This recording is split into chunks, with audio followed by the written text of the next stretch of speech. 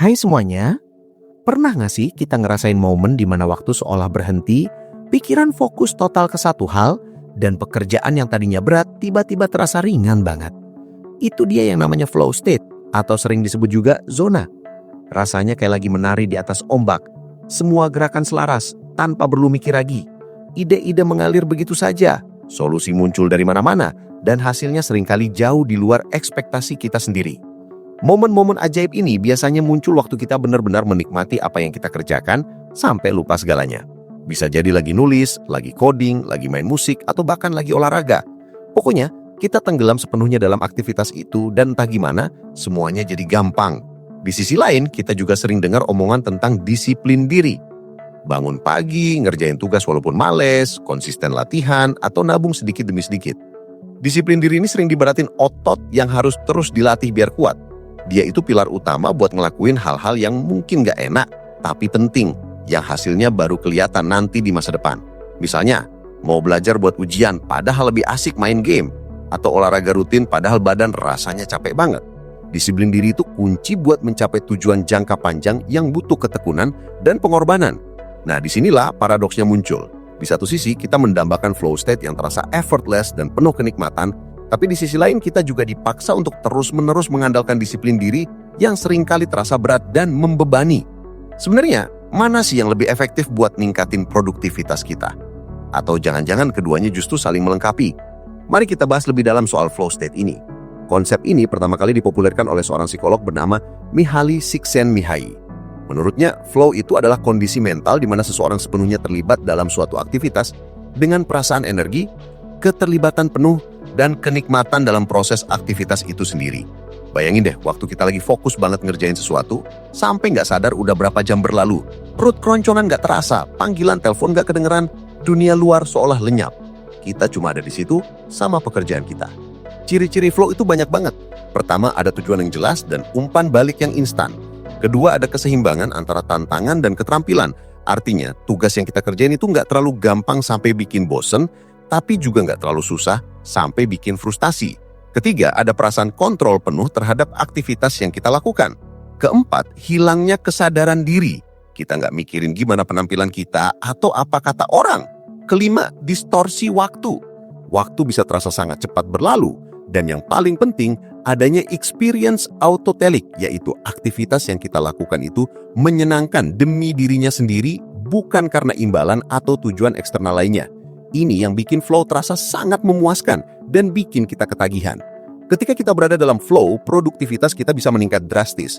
Ide-ide brilian sering muncul, masalah yang tadinya buntu tiba-tiba ketemu solusinya, dan pekerjaan yang tadinya butuh waktu berjam-jam bisa selesai dalam sekejap dengan kualitas yang luar biasa.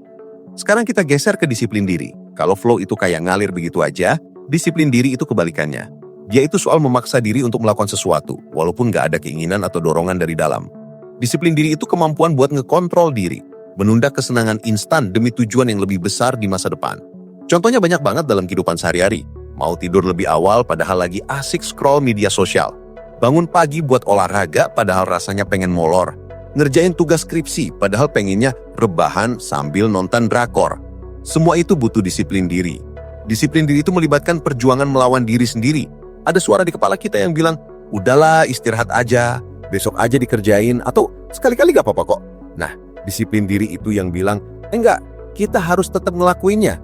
Ini bukan cuma soal kemauan, tapi juga soal kemampuan untuk menahan godaan, mengelola emosi, dan tetap fokus pada tujuan. Otak kita itu secara alami cenderung memilih jalur yang paling mudah dan paling menyenangkan. Disiplin diri itu yang melawan insting dasar itu. Dia yang bikin kita bisa bertahan di tengah kesulitan, terus maju meskipun jalan di depan terasa gelap. Tanpa disiplin diri, kita mungkin akan mudah menyerah, cepat bosan, dan gak akan pernah mencapai tujuan yang butuh waktu dan pengorbanan. Disiplin diri ini penting banget buat ngebangun kebiasaan baik.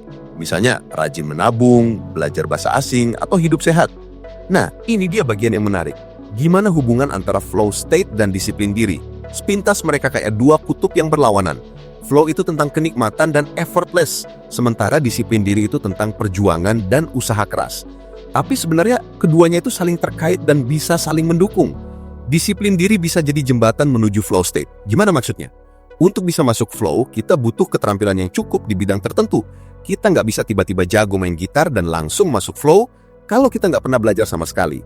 Nah, proses belajar dan menguasai keterampilan itu butuh disiplin diri. Kita harus rajin latihan, ngulang-ngulang terus, walaupun kadang bosan atau frustasi. Disiplin diri inilah yang ngebentuk fondasi, yang bikin kita punya kemampuan dasar buat bisa ngerasain flow. Tanpa disiplin diri untuk belajar dan berlatih, kita nggak akan pernah mencapai tingkat kompetensi yang dibutuhkan untuk bisa tenggelam dalam flow.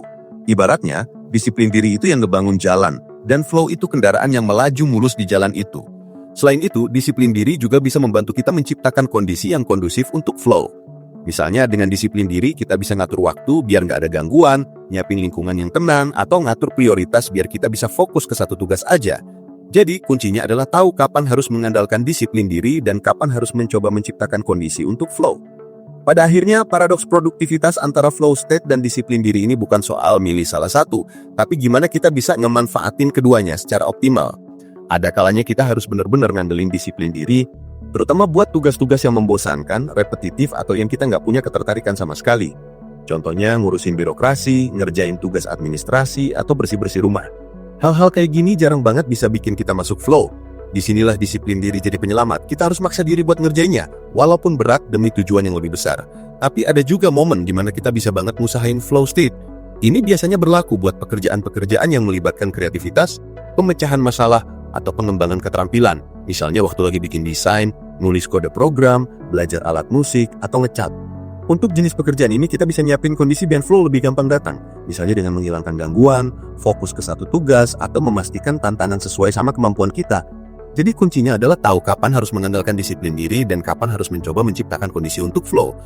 Pada akhirnya, paradoks produktivitas antara flow state dan disiplin diri ini bukan soal konflik, melainkan tentang sinergi. Disiplin diri adalah fondasi yang kokoh, yang pancang yang menopang produktivitas kita bahkan ketika motivasi rendah atau tugas terasa berat. Dia adalah penjaga yang memastikan kita tetap berada di jalur, menyelesaikan apa yang harus diselesaikan, dan membangun kebiasaan yang menguntungkan di masa depan. Di sisi lain, flow state adalah puncak dari pengalaman produktif, momen-momen di mana pekerjaan terasa seperti bermain, kreativitas melonjak, dan hasil yang luar biasa tercapai tanpa terasa membebani. Ini adalah bahan bakar motivasi yang kuat, yang membuat kita ingin terus berusaha dan mendorong batas kemampuan kita.